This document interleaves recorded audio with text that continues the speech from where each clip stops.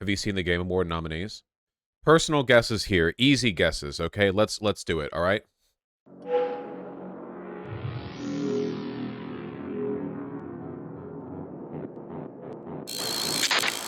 Tears of the Kingdom, no chance. Don't make me laugh. Come on. Super Mario Bros. Wonder, no chance. Don't make me laugh. The problems for these are A, Tears of the Kingdom is literally just a Breath of the Wild expansion pack, and everyone knows it, even fans of the game. Only the most delusional individuals on Earth believe anything else. Super Mario Bros. Wonder is delightful and whimsical and charming, but it's, like, functionally, mechanically, it's just another 2D Mario game. They've been making them for 30 years. Like, it's just a more whimsical, better designed one of those. But, like, still, it's Game of the Year, not Mario Game of the Mario game. Resident Evil 4, no chance. Great game, but it's a pretty faithful remake. Like, Resident Evil 4 had its heyday, and it was 20 years ago. Marvel Spider-Man 2, no chance. I've barely even seen people talking about this. I feel like in a lot of ways this has been kind of a flub. I've seen some people meme about Marvel Spider-Man 2, but I haven't really seen that many people, like, actually dig into the value of it. And I think that's just because it's probably another, like, Spider-Man game, you know? The only two real possibilities are Alan Wake 2 and Baldur's Gate 3. Alan Wake 2 only just came out, which really works against it, but this shit is like the video game equivalent of Oscar bait. Like, Alan Wake 2 is like the is like designed to make game critics go ooh. So there's that. And then Baldur's Gate 3, yeah. Yeah, I do wish that Armored Core and Hi-Fi Rush were here. I don't think they would win, but I do wish they were here. I think that Hi-Fi Rush deserves to be here more than Armored Core does. I mean, Hi-Fi Rush was such a breakout, like, surprise, well, not really indie game, but original game. Yes, Gets and Shiggles. I never thought Alan Wake was very good. Alan Wake 2 is a whole other beast. It's probably going to be Baldur's Gate 3.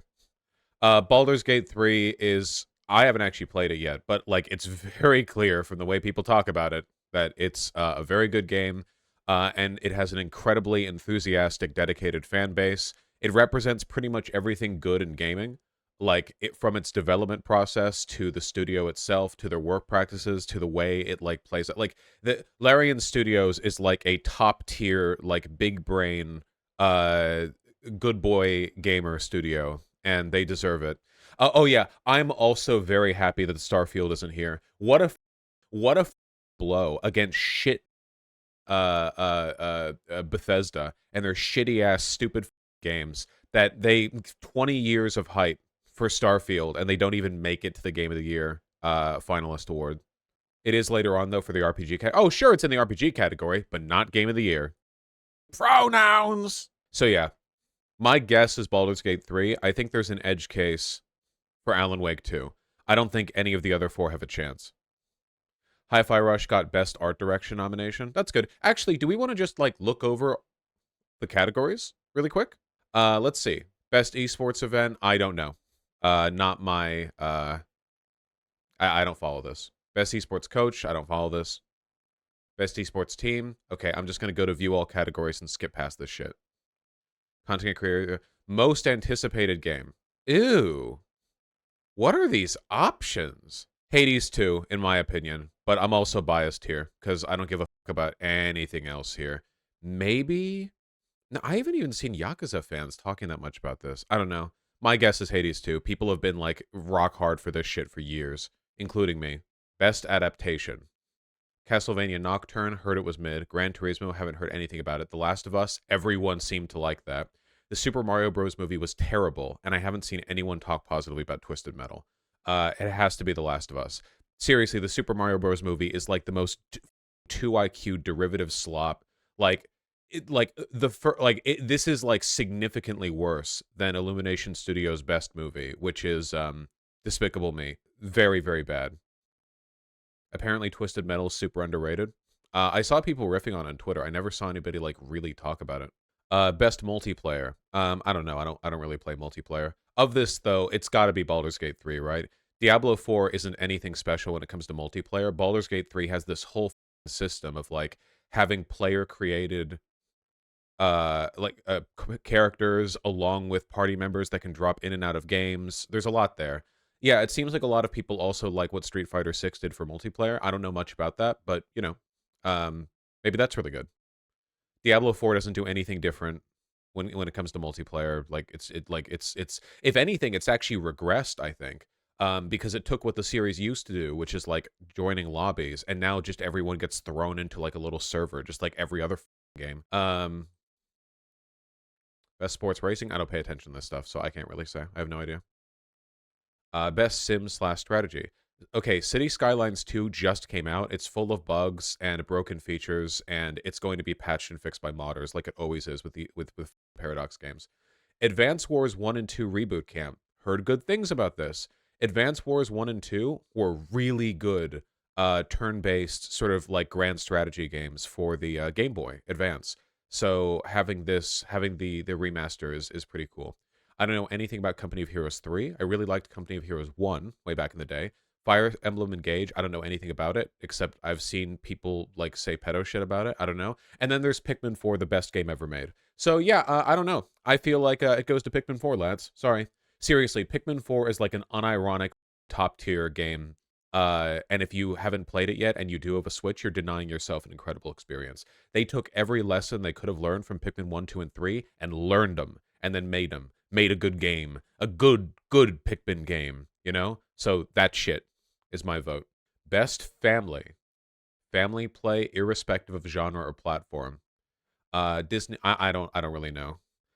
Pikmin 4 is probably a little bit too complicated, and the time limit thing is probably a bit too much for young people. My just automatic guess would be Super Mario Wonder, but I also don't know anything really about Sonic Superstars, Party Animals, or Disney Island Illusion. So, or Disney Illusion Island. Sorry. So maybe best fighting.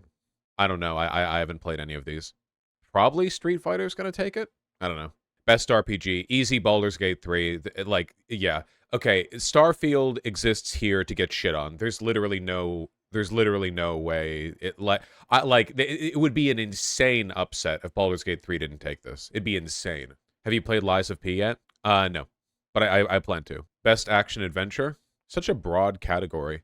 Of these games, Alan Wake 2 is like good video game Oscar bait, but in terms of the action and the adventure, it's probably going to be any other of these games. My guess is that it's going to go to Tears of the Kingdom, because if they don't give anything to Tears of the Kingdom, people are going to light the Game Awards studio on fire. But it could go to any one of these, honestly. I genuinely, it could. I don't know. Yeah. Why do you call Alan Wake Oscar bait? If you play Alan Wake, or in my case, watch somebody else play it, it's a very like high thought, cerebral game with incredibly good writing. That's about like the meta process of writing itself. It's exactly the kind of stuff that people who think themselves to be like smart consumers of media really enjoy. That does not mean it's bad. It's extremely good. I'm just saying that it's the kind of thing that they go for.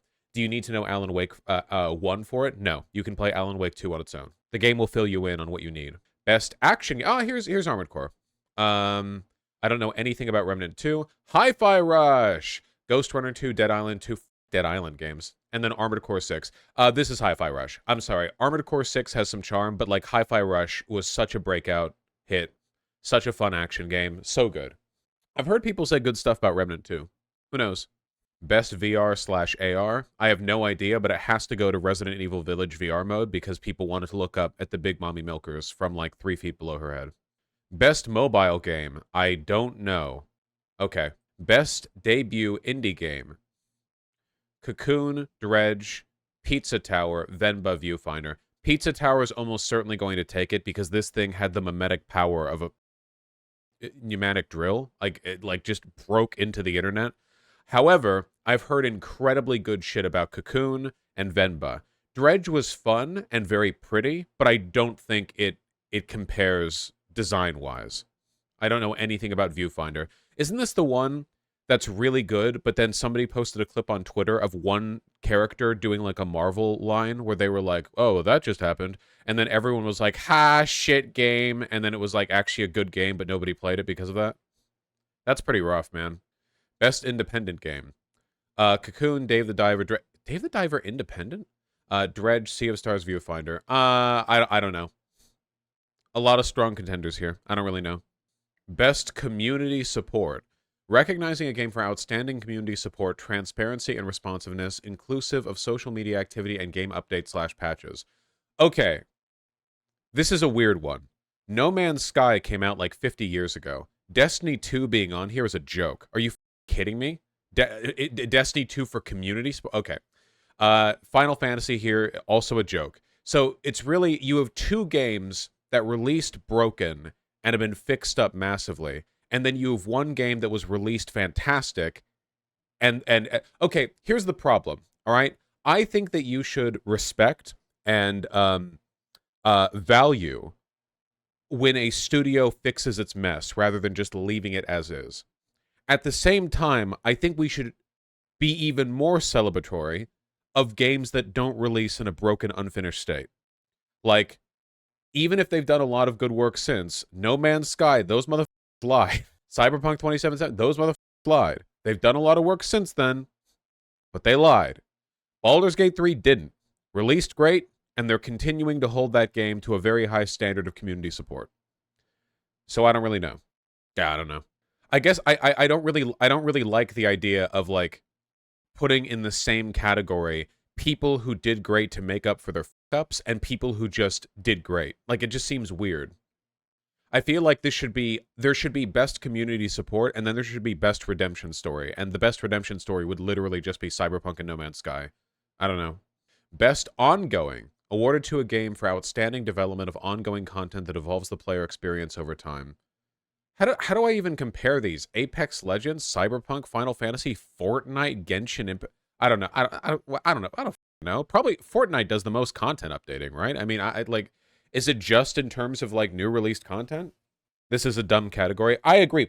Why are all the other categories about like the quality of the game, and this one is just like how many updates have you put out? This is really dumb. This category exists exclusively so that Fortnite can exist somewhere in the Game Awards.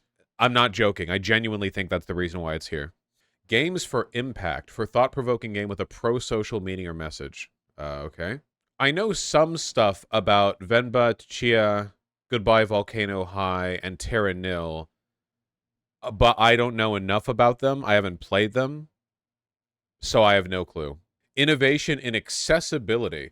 Recognizing software and or hardware that is pushing the medium forward by adding features to help games be played by a wider audience. Why the f*** is Diablo 4 here? Yeah, Diablo 4 is great because they've expanded the audience of Diablo enjoyers to a gaggle of retards who enjoy, like, forever content, perma-melded servers, and, like, infinite maps that you have to re-explore every season. Of all of these, the only one that I've really played, I played some Diablo 4, but is Hi-Fi Rush, and Hi-Fi Rush had a lot of really good accessibility settings, but again, without having played the other ones, I can't really say. Best performance. Why aren't they giving the character they played? I don't know people's voices well enough. Who did Idris Elba voice in Cyberpunk? I don't know people's voices that well. He's in the expansion? Oh, I haven't played Phantom. I haven't played it yet. Idris Elba just plays Idris Elba. That's cool. I mean, Keanu Reeves looks like Keanu Reeves, so yeah, that's cool. Okay, the only performance here that I know then is Melanie Liberds in Alan Wake 2, and she killed it. Who plays is Neil Newbin Asterion? Everyone likes Asterion, so that's also a strong contender. But I haven't played Baldur's Gate 3, so yeah, I'm only familiar with these performances, and both of them seem to have like knocked it out of the park. So yeah, I don't know. I'm sure the others did well as well. Okay. I like how the guy who plays the main character in Star Wars Jedi Survivor is in the actor photo holding a lightsaber. Like, Idris Elba doesn't have cybernetic implants, and Melanie Liburd isn't trapped in like a dark, shadowy, warped spiral of her own darkest thoughts, but he's holding a lightsaber. He does look exactly like him. That's true. Best audio design. Alan Wake 2, Dead Space, Hi-Fi Rush, Marvel. Okay, I think that Hi-Fi Rush is well, audio and sound design and game that is primarily about music and rhythm aren't necessarily the same thing. Alan Wake 2 has like a rock opera ballad at one point where you're shooting zombies while an alternate version of you is singing about your deepest torment on a bunch of screens around you. I don't really know. Yeah, I don't know. Alan Wake 2, strong contender. Hi-Fi Rush, strong contender. And people, I know Dead Space is known for very, very good sound design. So, like, I haven't played it, but that's what I've heard. Best score and music. Okay, here we go. Hi-Fi Rush, Hi-Fi Rush, Hi-Fi Rush. I'm sorry, dude. It's a breakout like rhythm music game. I'm slamming it in. Slamming it in. Yeah, get Tears of the Kingdom out of here. Composed by Nintendo Sound Team. How soulless. Every other composer is named, but for Nintendo, they just have, like, the corporate sound team. Best art direction. Ooh, okay. All right, hold on. Tears of the Kingdom is invalid. The art direction is literally identical to Breath of the Wild. Lies of P is a beautiful game, especially for a double A game, Super Mario's Wonder is very pretty and whimsical, but that's not really its art direction, I feel. Its art direction is fairly standard for Mario games. It's the content within that art direction is, 'cause there's a difference between what direction have you gone with your visuals, and in that direction, how well are you using the direction you've taken, I guess. Alan Wake 2 looks incredible in a lot of ones. Like, Alan, I don't know. I feel like a strong case could be made for any of these three, but my guess would be in between Alan Wake 2 and Hi-Fi Rush, personally, because Lies of P does kind of just look like a more high-fidelity Bloodborne. Best narrative. Ooh. Okay, Final Fantasy being on here is a joke. I've seen Joseph Anderson play Final Fantasy 16. This game sucks. Its story is stupid even by Final Fantasy standards.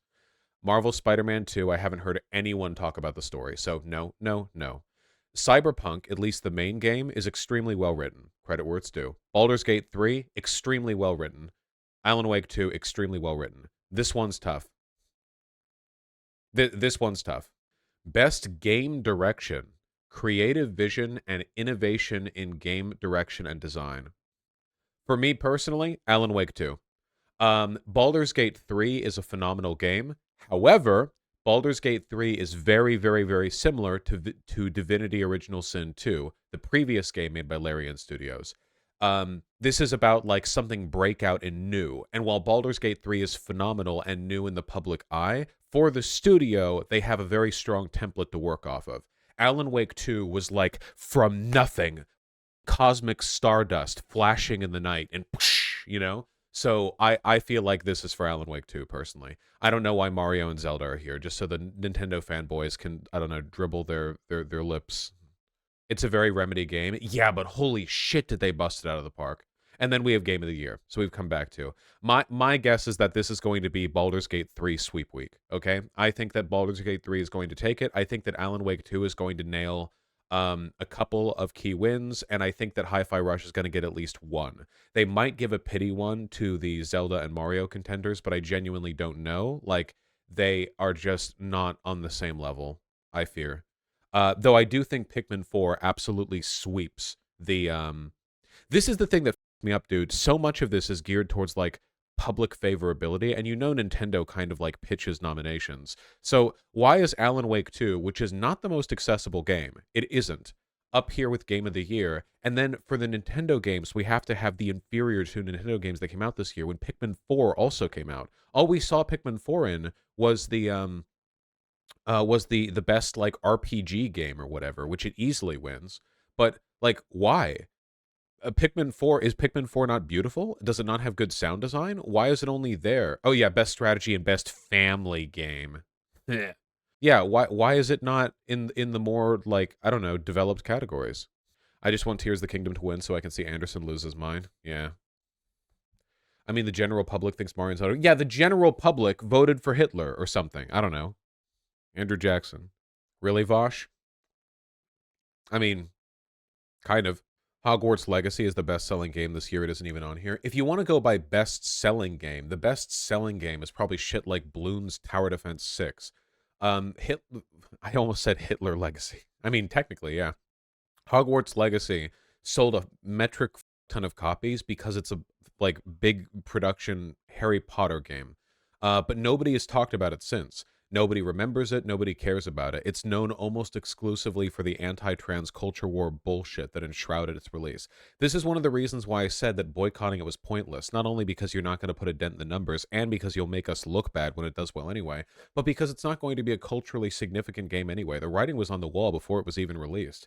It was like a game that was like pumped up almost entirely by its IP. Is there an MMO category? No, thank. Besides, if there was an MMO category, like, I don't know what you would get from it. There's only so many MMOs, right? And they don't tend to release that often. It would just be like World of Warcraft winning for 50 years in a row. Well, hold on. Yeah, they did have the ongoing category, and Genshin Impact was there. Isn't Genshin Impact an MMO? Yeah, it is. I think. Yeah. No, it's not? It's a gacha MMO, if you squint your eyes. Multiplayer is in lobbies, not open. Oh, I didn't know that. I thought that multiplayer I thought you would just walk around and see other people. I did not know that. Gotcha. Okay, so it's not an MMO, just a forever game, gotcha game, pedophile game, whatever. Genshin is an MMO just like Warframe is, but Warframe is also like match-based. Hey, Straw Hat Ad. What about Content Creator of the Year? Who gets that one? Iron Mouse, People Make Games, Quackity, Spreen. Wow. All right, so hold on. I can feel my body aging as I look at this. Who in the ever-loving shit are these people? I know Quackity from that one meme where some 12-year-old on Twitter is like, "Can we talk about the way Quackity makes faces when he has feelings?" This person's a pedophile, I assume, from this, or at the very least courts them. People Make Games with a very creative logo. I don't know. Spreen? This sounds like a name that like Justin Roiland would come up with in the earlier seasons of. I like how I jokingly said this person's a pedophile because of their anime avatar, and people are responding with, "Dude, don't you know she's a woman and Spanish?" What? What? What do you say? What are you implying? Are you implying something? What? It was a joke. I don't know. It was an anime profile pic joke. What do you? She can't be. She's a Spanish woman. Okay. Jesus. Good Lord. People Make Games are the ones who did the Roblox investigation. Oh, you're right. Okay, that's pretty cool. You know what? Let's do some investigation. Iron Mouse. Oh man. I'm trying to withhold my worst jokes, okay? About like community. This looks like a My Hero Academia character. The way the mouth does this like triangle curve. I like okay, they're a VTuber. 1 million YouTube subs. I wish I had 1 million subs. Iron Mouse. Let's watch an Iron Mouse video. Okay. All right. Let's take a look at Spreen. 7 million subs. Hola, soy Spreen. Okay. They're Spanish. ¿Qué onda, gente de YouTube? Sean todos bienvenidos. Hoy voy a estar haciendo solicitudes de un ban, pero no lo voy a estar haciendo como lo hace la típica persona acá. I think that they should win because I like the way their webcam did that little flip rather than it just transitioning from the full webcam screen to the picture-in-picture screen. I think that was cool, so I think that strong contender here with that one, in my opinion. Cypher PK. 7 million subs. Fortnite is the biggest game in the world, but 10 years ago, it looked like this. Okay. 768,000 views from less than a day ago. I busted 50 myths in Fortnite Chapter 1. Well, this pretty much looks exactly like what I imagine when I close my eyes and think popular gaming YouTuber. My editors try too hard with their thumbnails. Iron Mouse is a disabled VTuber who has an amazing singing voice. She has a severe autoimmune disease and struggle. Why are you guys trying to guilt me? I was just making a joke about her having a cringe VTuber avatar. And I'm like, haha, anime profile pic. And you guys are like, she has cancer and she's an orphan. And I'm like, okay, I'm sorry. Never mind. Iron Mouse sweeps the awards. Disabled Latina. All right. Well done, everyone. It's her birthday, Vosh.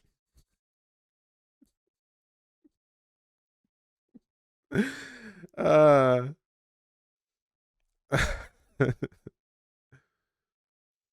She can sing opera? Like, I'm wondering if I can do it. So before we leave, I'm gonna try to sing it. She's friends with Nux Taco? Dude, really? With my opera voice. Ooh, what I always see is... Yeah, she's got pipes. For real, for real. But Nux Taco? Really? Okay, we're done. I mean, VTubing is cringe incarnate as a scene. Yeah, I guess so. Didn't check Quackity. I'm not checking Quackity. Quackity is hot. I'm sorry. It's probably like an age difference thing, but Quackity looks like an actual child to me. I don't know how old Quackity actually is. Maybe you're like 20 and he's 20, but like he looks like a kid to me. Who's Quackity? This one. Who's next Taco? So you're a Twitch thought, nasty greedy witch thought, pimping out your simp thought. I'm the chat type. Very posh mess.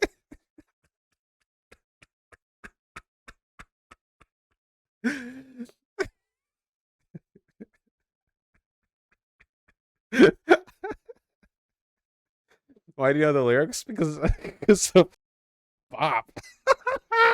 Because I've heard it too many times. It's too funny. Every time I see it on the TL, I have to listen to it again. It's too funny, dude. His like weird, like scratchy voice. It's so good. He has a podcast with Muda, and it's painful when he speaks. Dude, no shit. Holy, I really stay out of the loop with people's like relationships and contacts, man. Muda? Oh man, that's got to be funny as. I respect Muda. I was sniffly. I just woke up feeling that today. Did you watch Amazing Digital Circus? Yeah, I did. Did you guys see how many? Yeah, me and everyone else on Earth. Holy shit.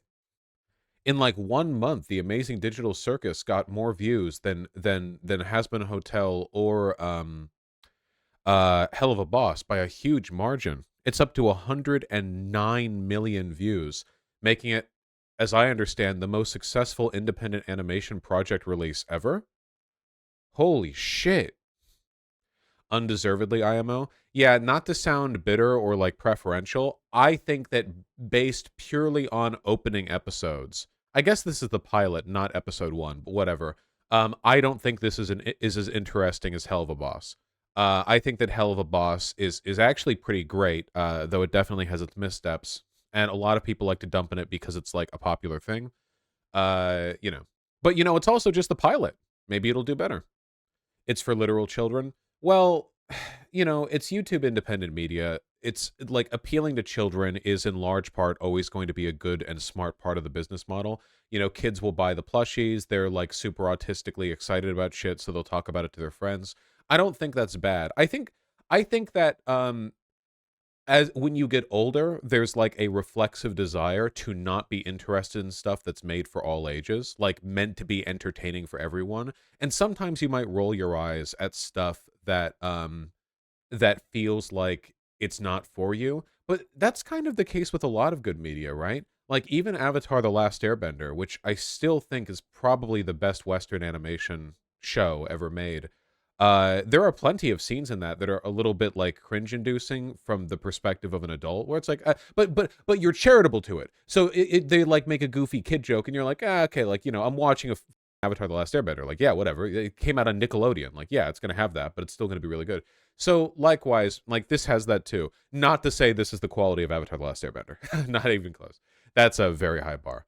Still good.